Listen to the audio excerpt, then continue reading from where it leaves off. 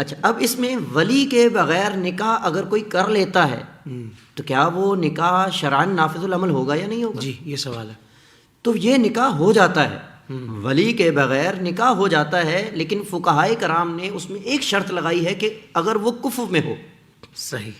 کیونکہ بچہ اور بچی وہ نادانی بھی کر سکتے ہیں، وہ غلطی بھی کر سکتے ہیں کہ کم سمجھی کی بنا پر وہ خود سے از خود انتخاب کرتے ہوئے انہوں نے بہت ساری چیزیں تھیں جو نہیں دیکھی پرکھی اور جذباتی فیصلہ کر لیا انہوں نے اور کورٹ میرج کر لی، یا خود سے ولی کے بغیر وہ نکاح کر لیا کہ جی کسی کو پتہ نہ چلے، اور لہذا کہیں سے بھی دو گواہ کیے اور شرع ایک حدود و قیود جو ہیں وہ ان کو مکمل کیا اور نکاح کر لیا.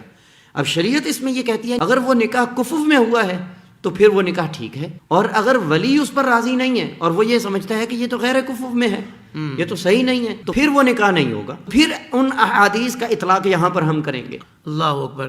مفتی صاحب اگر کفر میں وہ ہے اور پھر بھی ولی راضی نہیں ہے تو پھر تو وہ احادیث تو اس پر نہیں آئیں گے نا؟ نہیں، بالکل نہیں، پھر نہیں.